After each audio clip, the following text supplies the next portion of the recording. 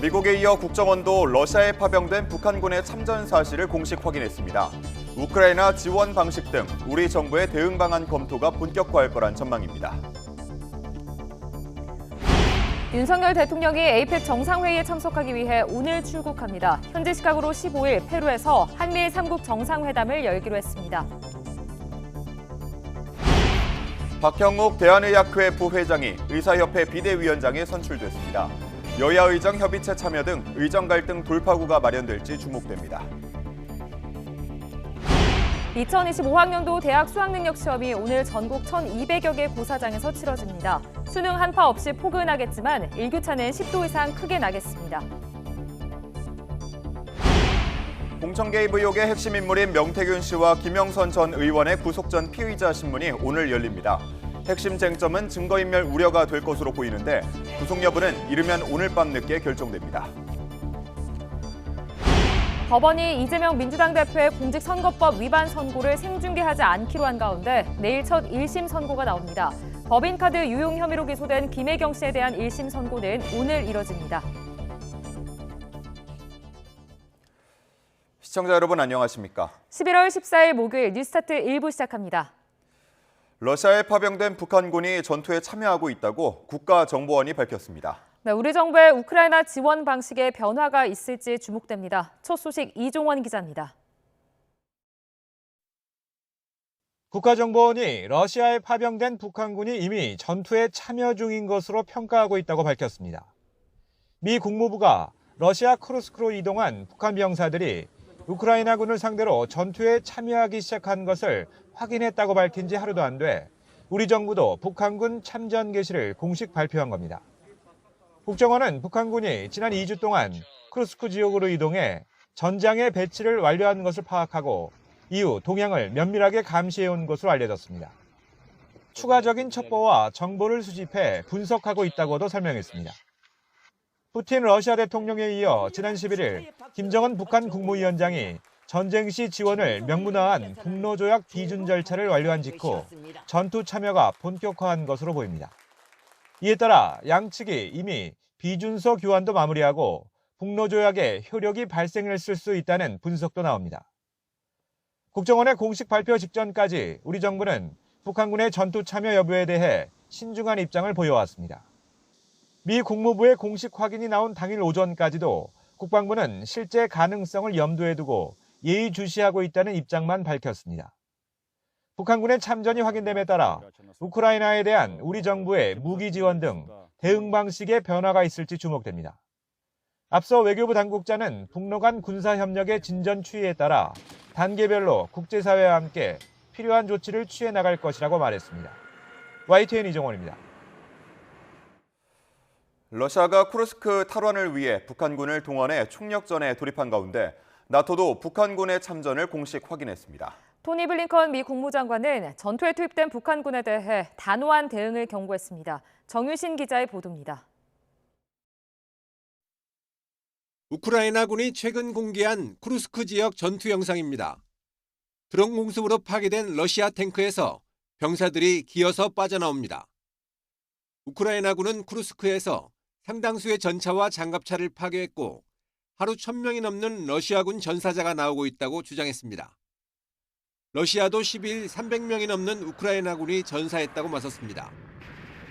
트럼프 당선인의 내년 1월 취임 전까지 한 뼘이라도 더 영토를 차지하기 위한 양국의 총력전이 벌어지고 있습니다. 쿠르스크 탈환 작전에 러시아에 파병된 북한군이 1만 명 이상 동원됐다고 미 국무부가 밝혔습니다. 나토를 찾은 토니 블링컨 국무장관은 북한군이 실제 전투에 참가하고 있다며 단호한 대응을 경고했습니다. North Korean forces injected into the battle and now quite literally in combat, which demands and will get a firm response.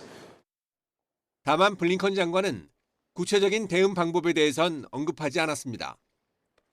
외신들은 우크라이나가 요구하는 서방의 장거리 무기에 러시아 본토 공격 제한 해제가 될 수 있다고 거론했습니다.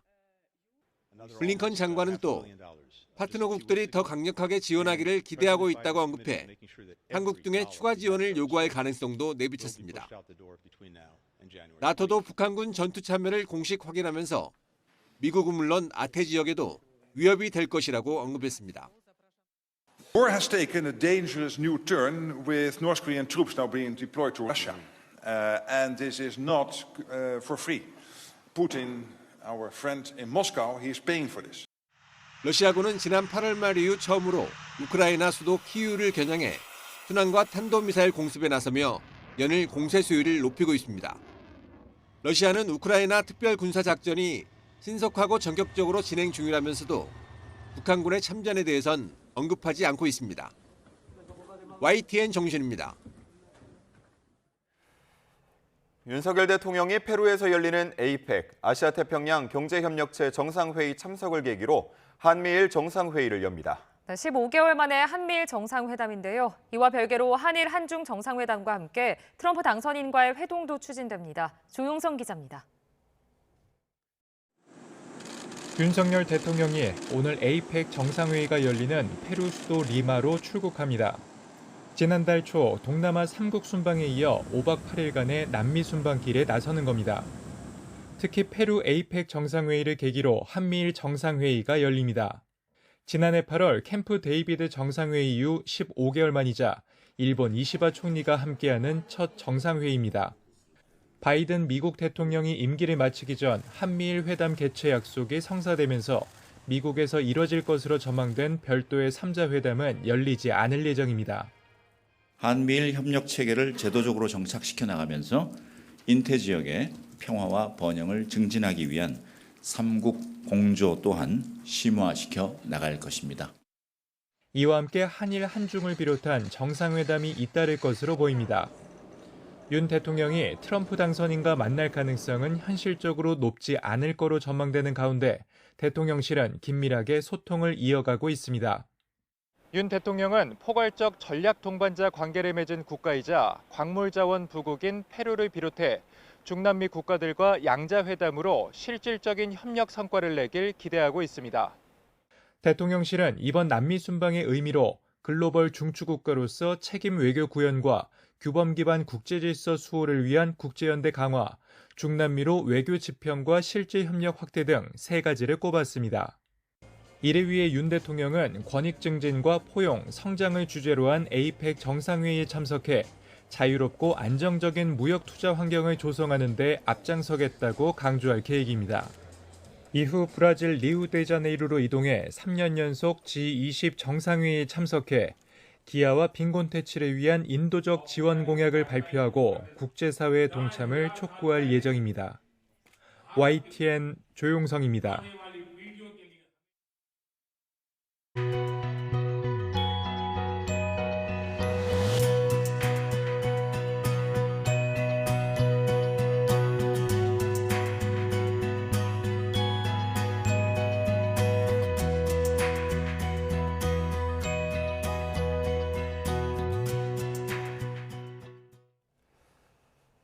(2025학년도) 대학 수학능력시험이 오늘 전국 1,282개 시험장에서 치러집니다. 교육부는 오전 8시 40분부터 1교시 국어 과목을 시작으로 탐구 영역까지만 응시할 경우 오후 4시 37분에, 제2외국어, 한자 영역까지 응시할 경우 오후 5시 45분에 종료된다고 밝혔습니다. 수험생들은 1교시 응시 여부와 관계없이 오전 8시 10분까지 고사장에 입실해야 합니다. 수험표와 사진이 있는 신분증은 꼭 챙겨야 하고 스마트폰과 태블릿 PC 등 전자기기는 반입할 수 없습니다. 이번 수능에는 모두 52만 2,670명이 응시해 지난해보다 18,000여 명이 늘었습니다. 특히 의대 증원 여파로 졸업생은 16만 1,784명으로 지난 2004학년도 수능 이후 가장 많이 지원했습니다. 예비 소집일이었던 어제 수험생들은 수험표를 받아들고 수능 시험을 치를 고사장을 확인했습니다. 그동안 갈고 닦은 실력을 마음껏 펼쳐보겠다며 각오를 다졌습니다. 염혜원 기자입니다.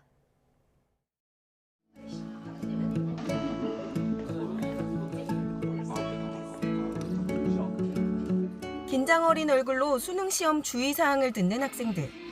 고사장이 적힌 수험표를 받아들고 후회보다는 희망을, 최선을 다짐해봅니다. 제가 열심히 해온 것 다 주변에서 지켜봐 주셨으니까 저를 믿고 한번 믿어주세요. 그냥 다 찍은 것도 맞을 수 있고 무조건 다 맞는다는 생각으로 봤으면 좋겠어요. 제 자신을 믿는 게 제일 중요할 것 같고요. 그래서 실수하지 않고 평소 하던 대로만 하자라는 아는 문제만 나올 거고 찍는 것도 다 맞을 거다라는 생각으로 임하고 있습니다. 후배들의 든든한 응원으로 떨리는 어깨엔 바짝 힘이 들어갑니다. 시험을 볼 학교에 미리 가서 운동장에서나마 고사장의 눈도장을 찍습니다. 자신이 고른 선택 과목대로 잘 접수가 됐는지, 몇 고사장으로 가면 되는지, 마지막 단추 하나까지 점검합니다. 시험장에 갈 때는 수험표와 사진이 있는 신분증을 꼭 챙겨야 합니다. 스마트폰과 태블릿 PC, 블루투스 기능이 있는 이어폰 등 전자기기는 집에 두고 가거나 시험 전에 반드시 제출해야 합니다. 시험을 볼 땐 4교시 탐구 영역에 주의를 기울여야 하는데 한국사는 꼭 봐야 하고 선택 과목은 시험 시작 시간에 맞춰서 열어야 합니다. 미리 넘겨보기만 해도 부정행위가 됩니다.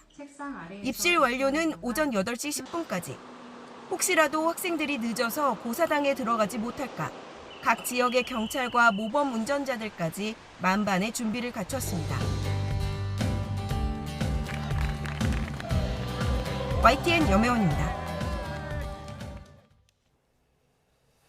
수능 선물하면 가장 먼저 떠오르는 것, 찹쌀떡 그리고 엿이 있습니다. 네, 그런데 요즘 수험생들은 실용적인 물건을 더 선호하는 것으로 나타났는데요. 유통업계도 변화한 흐름에 발맞춰 이색 마케팅에 나섰습니다. 황보혜경 기자가 전해드립니다. 하얀 찹쌀떡과 쫀득한 영양떡이 상자 가득 담겼습니다. 이맘때면 떡집 어디서든 쉽게 볼 수 있는 대표적인 수능 선물입니다. 수능부는 저희 지인분 아들이 이 찹쌀떡을 먹고 찰싹 원하는 대학에 붙었으면 좋겠습니다. 하지만 찾는 손님은 예전만 못합니다. 저희는 찹쌀떡을 개수로 따지면 한 10,000개 정도 준비하는데 작년 대비 찹쌀떡 매출이 한 30% 정도 떨어진 상태고요. 트렌드 분석 서비스 업체가 3년 전 전국 고등학생 200명을 설문했더니 응답자의 34.5%는 찹쌀떡과 엿을 가장 받기 싫은 수능 선물로 꼽았습니다. 반면 가장 받고 싶은 선물은 현금이 1위를 차지했는데 이런 추이가 계속되고 있습니다. 굳이 이런 건 안 해도 됐다 이런 선물 있어요? 엿 선물이요. 딱 붙으라고 주신 것 같은데 받은 엿을 하나도 먹지 못했어요. 실용성 없는 선물보다는 이제 실용성 있는 현금이나 필기구 같은 게 아마 선물로 더 도움이 될 거라고 생각합니다. 마음은 고맙지만 처치 곤란할 때도 많은 수능 선물. 유통가도 기존 공식에서 벗어나 이색 선물 마케팅에 나섰습니다. 한 편의점은 서울대와 연세대 등 유명 대학교와 협업한 선물 세트를 준비했습니다. 보관 기간이 상대적으로 긴 홍삼이나 비타민 등 건강식품도 인기입니다. 시험이 끝난 수험생을 겨냥한 유통업계 움직임도 분주합니다.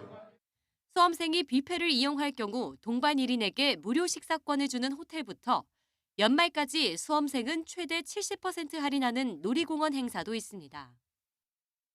실용성에 초점을 두며 수능 선물 풍경도 달라지고 있지만 오랜 기간 준비한 수험생들이 원하는 결실을 얻길 바라는 마음은 그대로입니다. YTN 황보혜경입니다. 대학 수학능력 시험 날인 오늘은 예년보다 포근하겠지만 오후부터 전국에 비가 내리고 일교차가 크겠습니다. 기상청은 오늘 북쪽을 지나는 기압골의 영향으로 전국이 점차 흐려지겠고 오후 늦게 수도권 등 북서쪽 지방부터 비가 시작돼 밤에는 전국으로 확대하겠다고 밝혔습니다. 비의 양은 서울 등 중부지방은 5mm 미만으로 많지 않겠고 남부지방은 5에서 30mm로 예상됩니다. 오늘 아침 기온은 서울 12도, 대전 10도, 광주 10도, 대구 8도로 예년보다 3에서 4도가량 높아 크게 춥지 않겠습니다. 오늘의 주요 재판입니다. 위안부 피해자를 위한 후원금을 횡령한 혐의로 기소된 윤미향 전 의원에 대한 대법원 판단이 오늘 오전 10시 10분쯤 나옵니다. 윤 전 의원은 지난해 9월 2심에서 징역 1년 6개월에 집행유예 3년을 받았는데 지난 2011년부터 10여 년 동안 후원금을 개인 용도로 사용하고 지자체 보조금 등을 부정한 방법으로 받아낸 혐의를 받습니다. 오전 11시엔 사내 성폭력 피해자가 사측 대한항공을 상대로 낸 손해배상 소송의 대법원 판단이 있을 예정입니다. 대한항공은 부하 직원을 집으로 불러 성폭력을 저지른 직원을 징계 없이 사직 처리했다가 물의를 빚었는데요. 2심에서 법원은 대한항공이 피해 직원에게 1,800만 원을 배상하라고 판결했습니다. 지난 4월 법무부가 국민 세금으로 지출한 업무 추진비와 관련해 음식점 상호뿐만 아니라 공무원 이름 등을 공개하라는 1심 판결이 있었는데요. 오전 10시 10분쯤 항소심 첫 변론이 진행됩니다. 오후 2시엔 국정 운영의 투명성을 위해 대통령 비서실 규정을 공개하라는 소송의 2심 선고가 있을 예정입니다. 지난해 1월 1심에선 시민단체가 승소했는데 당시 법원은 김건희 여사의 개인 사안에 대통령실 법률비서관실이 소송에 나선 근거 등을 공개해야 한다고 판단했습니다.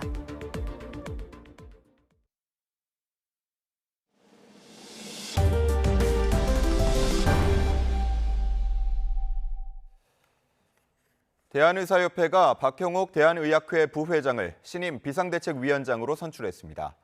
전공의 지지를 등에 업고 당선된 박형욱 위원장은 정부의 태도 변화 없이는 대화가 어렵다며 여야 의정 협의체 참여에도 거리를 뒀습니다. 권민석 기자의 보도입니다. 이면택 전 회장이 탄핵당한 지 사흘 만에 대한의사협회가 리더십 공백을 메울 비상대책위원장을 선출했습니다. 박형욱 대한의학회 부회장이 대의원 과반인 52.79%를 득표해 결선 투표 없이 당선을 확정했습니다. 보건학과 의료법 전문가인 박 위원장은 전공의와 의대생 입장을 경청해 의사 결정을 하겠다고 강조했습니다. 비상대책위원회 운영에서 그동안 소외되어 왔던 전공의들과 의대생들의 견해가 충분히 반영될 수 있도록 하겠습니다. 또 정부의 태도 변화 없이는 대화가 쉽지 않다며 전향적 정책 수정을 촉구했습니다. 의료단체 두 곳이 포함된 여야 의정 협의체에 참여할지는 비대위 합의로 결정할 거라면서도 현재 상황에선 어렵다고 선을 그었습니다. 정부는 의료 파탄이라는 시한폭탄을 장착해 놓았습니다. 정말 대화를 원한다면 정부는 먼저 시한폭탄을 멈추어야 합니다. 그래야 진정한 대화가 가능합니다. 앞서 박 위원장은 박단 대표 등 전공의 70여 명의 성원을 받았습니다. 박 대표가 의협 대의원 대화방에 공개 지지 메시지를 올리자 선거에 영향을 주지 말란 경고문이 나가기도 했지만 의정 갈등 해법에 열쇠를 쥔 전공의 입장이 대의원 표심에 주요하게 작용한 것으로 보입니다. 박 위원장은 내년 1월 차기 회장 선출 전까지 비대위를 이끌며 의협 내분을 수습하고 대정부 투쟁과 협상을 총괄합니다. YTN 권민석입니다. 여야 의정협의체가 국회에서 실무회의 성격의 첫 소위원회를 열고 한국의학교육평가원의 자율성 보장 방안 등을 논의했습니다. 국민의힘 한지아 수석 대변인은 회의 뒤 기자들과 만나 정부와 의료계 측의 입장차를 확인했고 한 발짝 더 다가갈 수 있도록 각자 영역에서 추가 의견을 달라고 했다며 이같이 밝혔습니다. 또 회의에서 의료계는 2025학년도 의대 선발 인원 축소 방안 중 하나인 정시 추가 합격 제한 입장도 밝힌 것으로 알려졌습니다.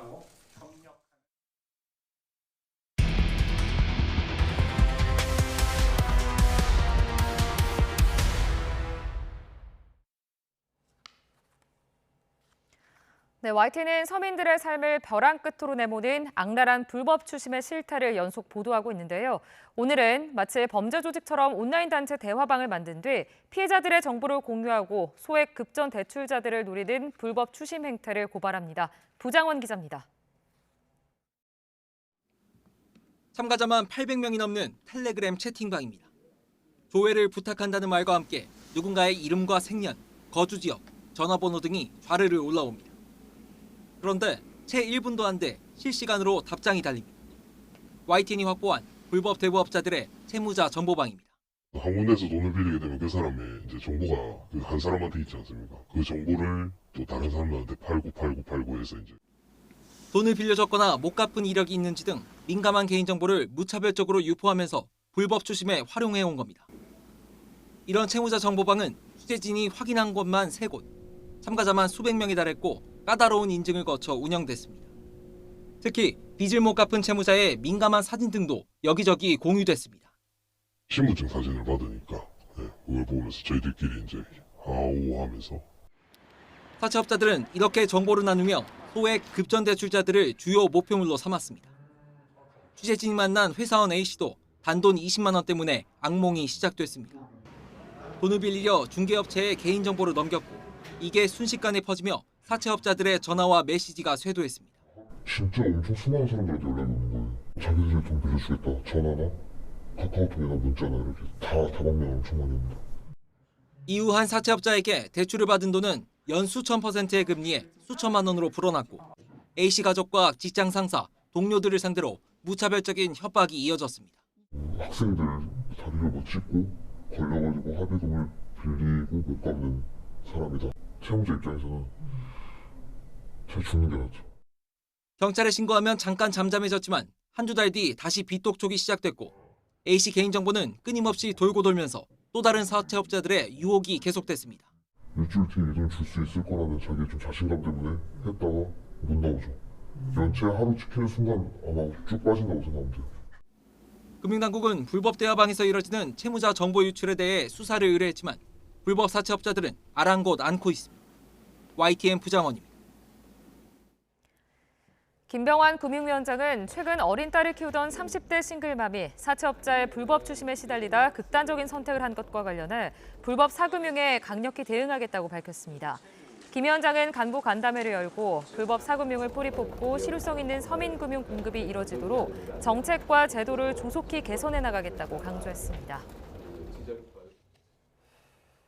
공동구매 아르바이트를 한다며 피해자 300여 명을 속여 88억 원을 가로챈 일당이 경찰에 붙잡혔습니다. 물건을 구매하면 수익까지 붙여 결제 대금을 환급해준다며 피해자들을 속였는데 하루 만에 4억 원이 넘는 돈을 뜯긴 경우도 있었습니다. 양동훈 기자가 상세한 범행 수법을 전해드립니다. 콜센터 사무실에 들이닥친 경찰이 압수수색을 시작합니다. 그대로 앉아있어. 핸드폰에 손 대지 마. 다른 콜센터 운영자도 잠복 수사를 벌인 경찰에 검거됩니다. 아르바이트에 참여하면 쉽게 돈을 벌 수 있다며 피해자들을 유인해 돈을 뜯은 일당이 경찰에 붙잡혔습니다. 이들은 불법 획득한 개인정보를 이용해 리뷰 이벤트를 명목으로 피해자들에게 접근했습니다. 저희 오픈 이벤트로 리뷰 간단하게 작성해 주시면 상품권 10,000원권 보내드리고 있거든요. 이후 실제 상품권을 제공해 환심을 산 뒤 공동구매 아르바이트에 참여하라고 유인했습니다. 이후 모든 팀원이 물건을 함께 구매하면 구매 금액의 10에서 35%를 더해 환급해준다며 존재하지도 않는 물건을 사도록 유도했습니다. 같이 하는 사람들이 있다고 생각하니까 이상하다고 생각을 못했던 것 같아요. 그 사람들도 막 대출해라 이렇게 저를 조명하더라고요. 돈을 환급해달라고 하면 소득세를 내야 한다며 마지막 한 푼까지 뜯어낸 다음 사이트에서 강제로 탈퇴시켰습니다. 피해자가 301명에 전체 피해 금액은 88억 원에 달했는데 한 명이 하루 만에 무려 4억 1천만 원을 뜯긴 경우도 있었습니다. 국내 총책과 관리자급 13명을 포함한 54명을 검거하고 그중 14명을 구속하여 검찰에 모두 송치하였습니다. 경찰은 범죄 수익 11억 원을 압수하거나 기소 전 몰수 버전 조치하고 여죄 수사를 이어가고 있습니다. 경찰은 중국 공안에 검거된 해외 총책 2명의 국내 송환 절차를 진행하고 있으며 나머지 1명은 인터폴 공조 수사를 통해 추적하고 있습니다. YTN 양동훈입니다. 숲속 등산로에서 수백만 원대 판돈을 걸고 윷놀이 도박판을 벌여온 일당이 경찰에 붙잡혔습니다. 네, 코로나 시기 마스크 투자 사기로 3억 5천만 원을 뜯어낸 남성도 검거됐습니다. 사건 사고 소식 배민혁 기자가 보도합니다. 빨간색, 파란색 옷을 나눠 입은 사람들이 산속에 모여 유출 던지고 있습니다. 평범한 윷놀이판 같지만 실은 수백만 원이 걸린 도박판이었습니다. 인천경찰청은 등산로에서 상습적으로 윷놀이 도박판을 벌인 혐의로 60살 A씨 등 6명을 체포하고 현장에서 도박자금 800만 원을 압수했습니다. 이들은 도박 참가자 2명에게 유출 놓게 하고 나머지 사람들에게는 돈을 걸게 하는 방식으로 도박을 진행한 것으로 파악됐습니다.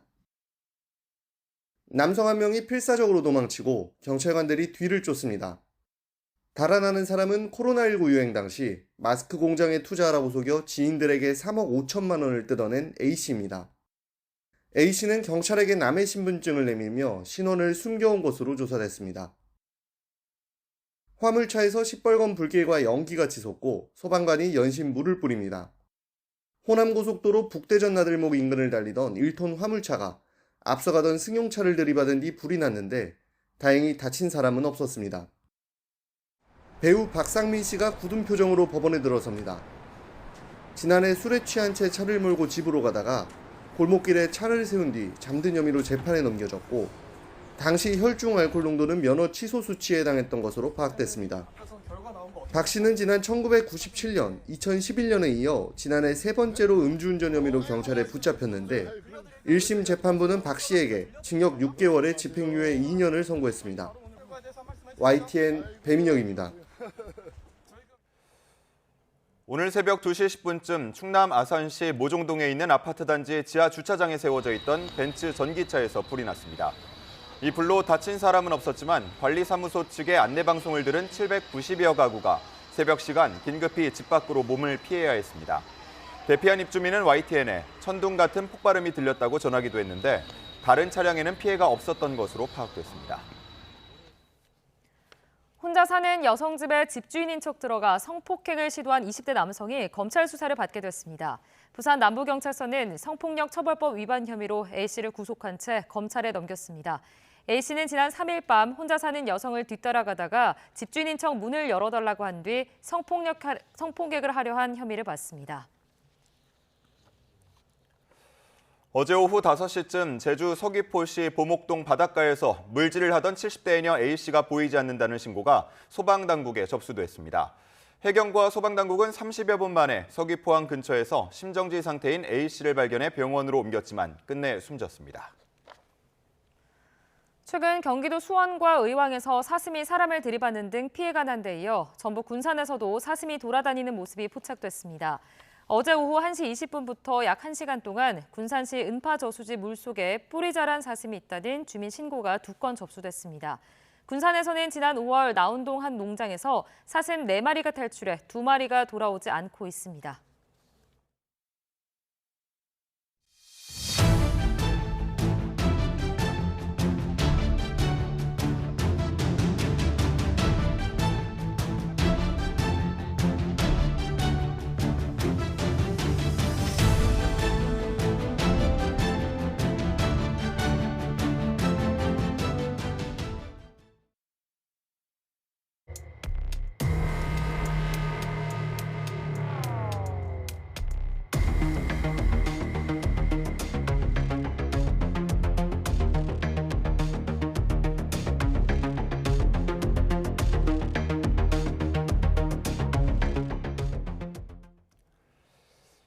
경기도 법인카드를 유용한 혐의로 재판에 넘겨진 더불어민주당 이재명 대표의 배우자 김혜경 씨에 대한 1심 선고가 오늘 오후 이루어집니다. 검찰은 김 씨가 수행비서와 범행을 공모했다며 벌금 300만 원을 구형했는데 김 씨 측은 결제를 지시한 적이 없다며 혐의를 부인하고 있습니다. 신기혜 기자가 보도합니다. 법인카드 유용 혐의로 재판에 넘겨진 더불어민주당 이재명 대표의 부인 김혜경 씨 재판의 쟁점은 김 씨가 법인카드를 이용한 식사비용 결제 과정에 관여했는지 여부입니다. 김 씨가 민주당 전현직 의원 배우자 등과 모임을 한 건 남편 이 대표가 대선 경선 출마를 발표한 뒤였습니다. 전체 식사비용 10만 4천 원은 김 씨 수행비서였던 경기도청 공무원 배모 씨가 경기도 법인카드로 결제했습니다. 검찰은 앞서 배 씨가 이 대표에게 도움이 되기 위해 경기도 법인카드를 유용했다며 기소했는데 김 씨도 배 씨와 공모했다고 보고 공직선거법 위반 혐의로 재판에 넘겼습니다. 검찰은 수행비서 배 씨가 김 씨의 지시 없이 독단적으로 결제했을 리가 없다고 봤습니다. 또 김 씨가 식사비용을 결제해 유력 정치인의 배우자들을 매수하려 했고 정치적 중립을 지켜야 하는 공무원을 데리고 범행을 저질러 죄질이 좋지 않다고 지적했습니다. 김 씨 측은 혐의를 강하게 부인하고 있습니다. 너무 황당한 기소입니다. 사실 배우 사건이 이미 재작년에 기소가 됐는데 당시 수사 자료나 관계자들의 진술 어디에도 공모했다고 볼 근거가 전혀 없었습니다. 김 씨도 법정에서 수행비서에게 결제를 하라고 지시한 적이 없다고 직접 발언했습니다. 앞서 벌금 300만 원을 구형했던 검찰은 한 차례 변론 재개 후에도 똑같이 벌금 300만 원을 구형했습니다. 같은 혐의로 재판에 넘겨진 비서 배 씨는 징역형의 집행유예가 확정된 가운데 김 씨의 1심 선고 공판은 오늘 오후 2시에 진행됩니다. 내일은 남편 이재명 대표의 공직선거법 위반 사건 1심 선고도 예정돼 있습니다. YTN 신기혜입니다. 제1야당 대표 지위로 4개 재판을 소화하고 있는 이재명 더불어민주당 대표가 첫 선고를 눈앞에 뒀습니다. 이번 선고 결과에 따라 차기 유력 대권주자로 꼽히는 이 대표 개인은 물론 민주당에도 치명타를 입힐 수 있어 이 대표 사법 리스크의 최대 고비가 될 전망입니다. 이 사건이 어떤 내용인지 김나연 기자가 정리했습니다. 이재명 더불어민주당 대표는 대선 후보였던 지난 2021년 12월 대장동 개발 사업 핵심 실무자였던 고 김문기 씨를 성남시장 재직 때는 몰랐다고 허위 발언한 혐의를 받습니다. 이 대표가 김 씨와 출장을 함께 가고 대면 보고를 받는 등 밀접한 사이였는데도 대장동 개발 비리 의혹과 선을 긋기 위해 거짓말했다는 것이 검찰 판단입니다. 김문기 처장은 개인적으로 시장 재직 때 좀 아셨습니까? 아니면 어떻습니까? 제가 시장 재직 때는 몰랐고요. 예. 그러니까 하위 직원이었으니까. 검찰은 또 이 대표가 같은 해 10월 경기도 국정감사 때도 허위 발언한 것으로 보고 있습니다. 이 대표는 성남시장 시절 녹지였던 백현동 한국식품연구원 부지의 용도 변경을 여러 차례 거부하다가 측근이 아파트 개발 사업 로비스트로 오면서 갑자기 4단계를 높여 준주거지역으로 바꿔줬다는 의혹을 받았습니다. 국감에서도 이 같은 지적이 나오자 이 대표는 국토부가 직무유기로 문제 삼겠다고 협박해 어쩔 수 없이 용도 변경을 했다는 취지로 발언했는데 만약에 안 해주면 직무유기 이런 걸 문제 삼겠다고 협박을 해서 다 해주란 말은 없으니까 조금만 반영해 주겠다. 검찰은 당시 국토부는 성남시에 협조 요청을 했을 뿐이고 용도 변경은 이 대표 스스로 결정한 일이라며 거짓말이라고 판단했습니다. 검찰은 지난 9월 결심 공판에서 이 대표에게 양형기준상 최고 형량인 징역 2년을 구형했습니다. 만일 이 대표가 공직선거법 위반 혐의로 100만 원 이상의 벌금형을 확정받으면 국회의원직을 잃고 향후 5년간 피선거권을 박탈당합니다. 민주당 역시 지난 대선에서 보전받은 선거자금 434억 원을 반환해야 해 이 대표 개인은 물론 당에도 치명타를 입힐 수 있습니다. 반면 몰랐다는 말은 주관적인 표현에 불과하고 거짓말할 고의가 없었다는 이 대표 주장이 받아들여져 무죄가 선고된다면 검찰이 무리한 기소를 했다는 역풍이 상당할 전망입니다. YTN 김다현입니다. 공천 개입 의혹의 핵심 인물인 명태균 씨와 김영선 전 국민의힘 의원의 구속 여부가 이르면 오늘 결정됩니다. 창원지방법원은 오늘 오후 정치자금법 위반 혐의로 구속영장이 청구된 두 사람에 대한 영장 실질 심사를 진행합니다. 명 씨는 지난 2022년 국회의원 보궐선거 이후 김 전 의원에게 7,600여만 원을 받은 혐의를 받습니다. 오늘 국회 본회의에선 더불어민주당이 추진하는 김건희 여사 특검법 수정안이 표결에 붙여질 예정입니다. 수정안은 특검 수사 범위를 김 여사의 도이치모터스 주가 조작 연루 의혹과 명태균 씨 관련 의혹으로 압축하고 특검 후보 1차 추천권을 대법원장에게 주는 내용이 핵심입니다. 다만 민주당은 대법원장이 추천한 후보가 부적합하다고 판단하면 야당이 재추천을 요구할 수 있는 조항을 덧붙였습니다. 이에 국민의힘은 결국 야당이 특검 추천권을 독점하겠다는 눈속임용 수정안이라며 본회의 표결에 불참하는 방안을 검토하고 있습니다.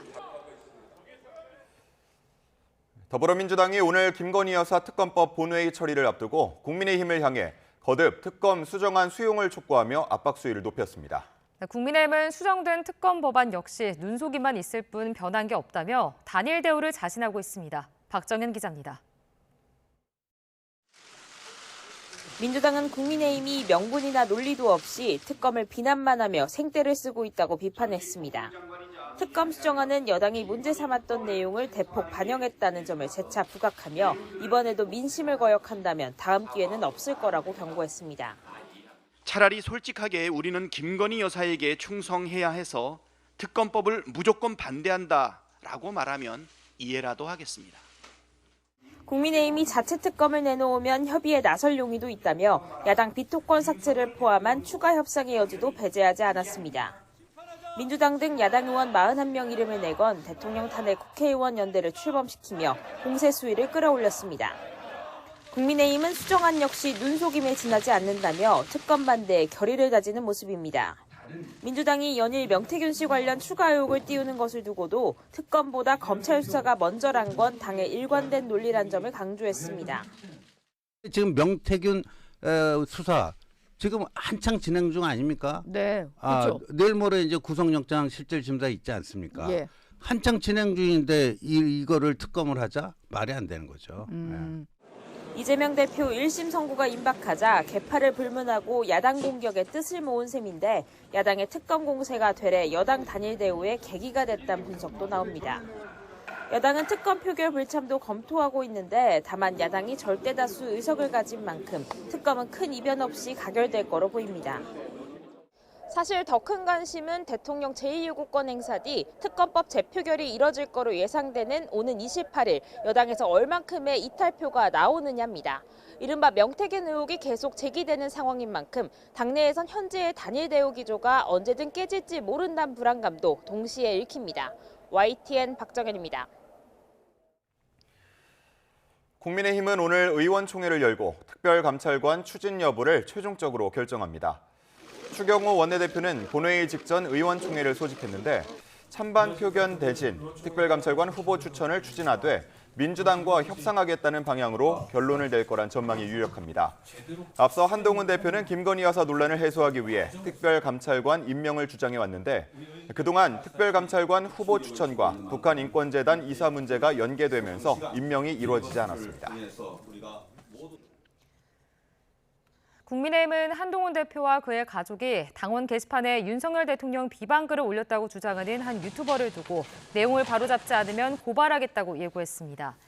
당 법률자문위원장인 주진우 의원은 언론 공지를 통해 비방글을 올린 한동훈이라는 사람은 한 대표와 무관하다는 점이 밝혀졌다며 이같이 말했습니다. 이어 비방용 방송을 시정하지 않을 경우 허위사실 유포로 고발하겠다며 법적 조치 대상자를 선별하고 있어 고발장 제출은 추후 공지하겠다고 설명했습니다. 한 줄 뉴스입니다. 금융위원회가 트럼프 트레이드 영향으로 시장 변동성이 확대되고 있다며 불안이 커지면 시장 안정을 위해 적시에 필요한 조치를 해나가겠다고 강조했습니다. 산업통상자원부는 미 대선 결과에 따른 통상 환경 변화에 신속하게 대응하고 대미 투자 기업의 불확실성을 완화하기 위해 대미 접촉을 지속하겠다고 말했습니다.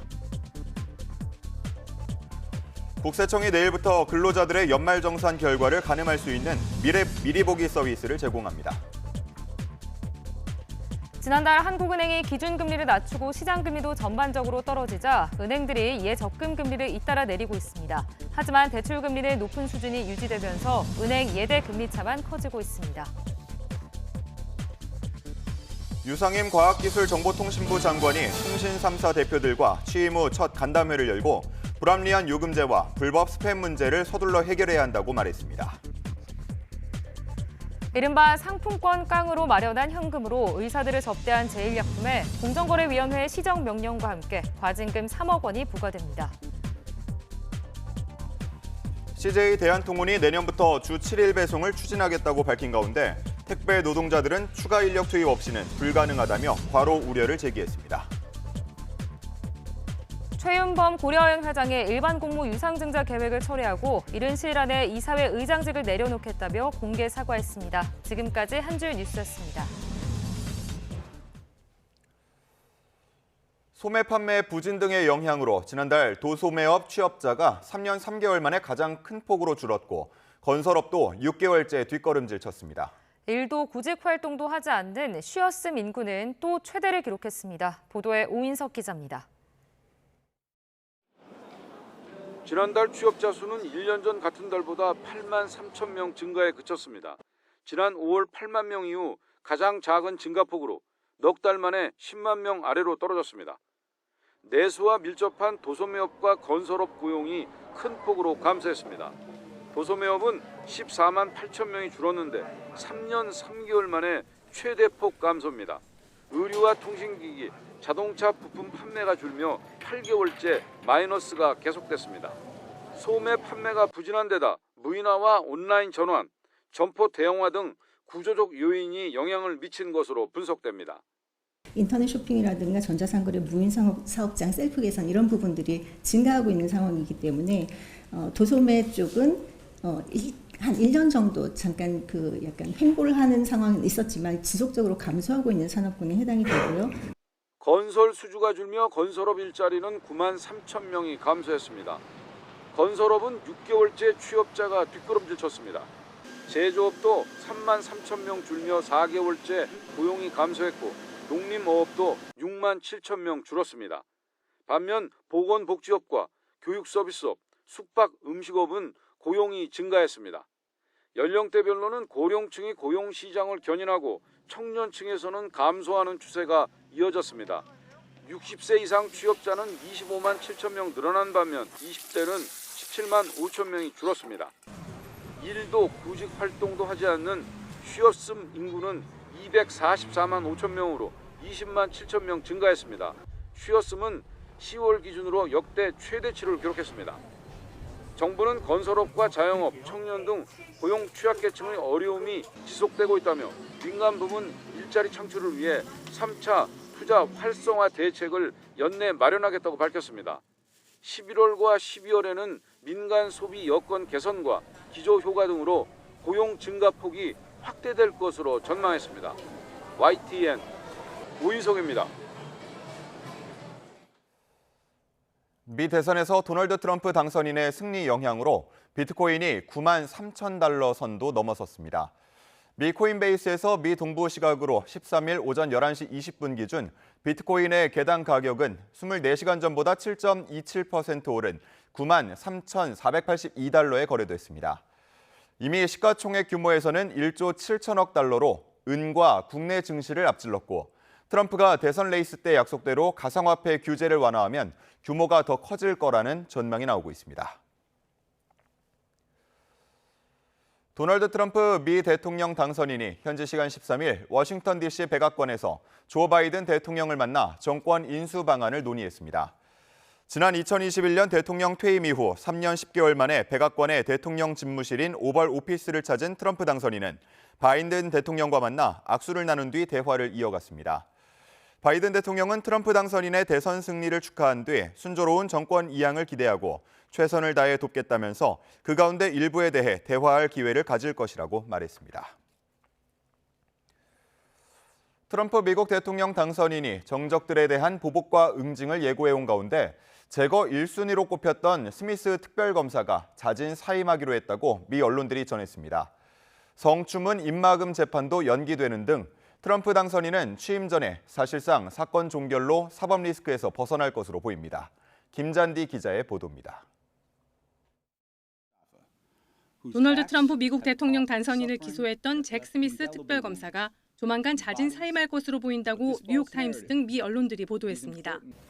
스미스 특검은 트럼프를 상대로 지난해 8월 집권 1기 시절 기밀 문서 반출과 2020년 대선 불복 혐의 등으로 기소했습니다. Charging Donald J. Trump with conspiring to defraud the United States, conspiring to disenfranchise voters, and conspiring and attempting to obstruct an official proceeding. 트럼프 당선인은 특검 기소가 정치적 탄압이라며 취임하는 즉시 그를 해임할 것이라고 여러 차례 경고해 왔습니다. It's so easy. I would fire him within 2 seconds. 뉴욕타임즈는 스미스 특검이 트럼프 당선인이 백악관에 복귀하는 내년 1월 전에 업무를 마무리하고 사임할 계획을 세우고 있다고 전했습니다. 이와 별도로 특검이 그동안 조사한 사건 세부 보고서가 대중에 공개될지도 관심이라고 덧붙였습니다. 스미스 특검뿐 아니라 수사 과정에서 트럼프 당선인의 플로리다 마러라고 리조트를 압수수색했던 FBI도 화를 피하지 못할 것으로 보입니다. CNN은 크리스토퍼 레이 FBI 국장도 자진 사퇴할 가능성이 높다고 보도했습니다. 현직 대통령을 기소하지 않는 미 법무부 관리에 따라 트럼프 당선인에 대한 특검 기소는 사실상 백지화 수순이 예고돼 왔습니다. 트럼프 당선인의 성추문 입막음 돈 재판부도 형량을 선고할지에 대한 판단을 연기했습니다. 로이터 통신은 오는 26일 선고 역시 연기될 것이란 예상이 법조계에 널리 퍼져 있다며 트럼프의 새 임기가 끝날 때까지 선고가 미뤄질 공산이 크다고 전망했습니다. 미국 역사상 형사재판 유죄 판결을 받은 첫 대통령이란 평가를 받는 트럼프 당선인이 대부분 사법 리스크에서 해방될 가능성이 커지면서 변제 없는 2기 행정부의 독주를 우려하는 목소리도 높습니다. YTN 김찬디입니다. 11월 14일 미리 보는 오늘입니다. 오늘 치러지는 대입 수능 영어 듣기 평가 시간대 전국 모든 공항에서 항공기 이착륙이 전면 중단됩니다.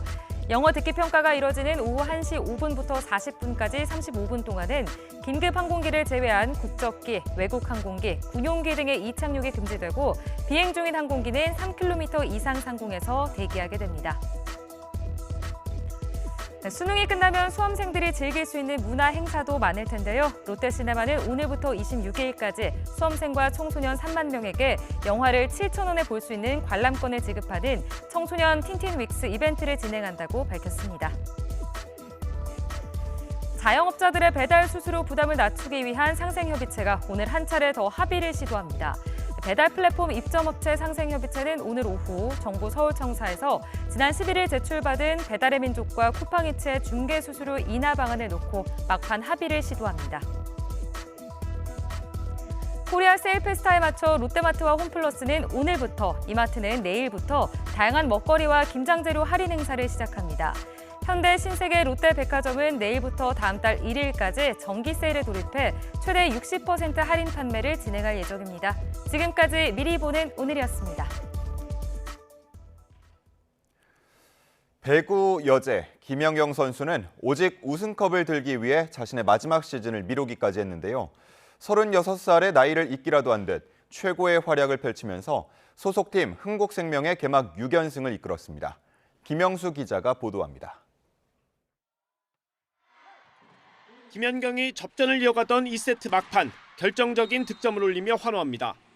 2세트에만 7점을 쓸어 담으며 종횡무진 활약을 펼쳤습니다.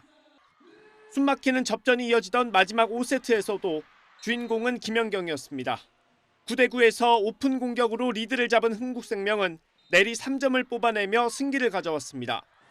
오직 우승만을 위해 은퇴도 미룬 36살 배구 여제의 못 말리는 활약입니다.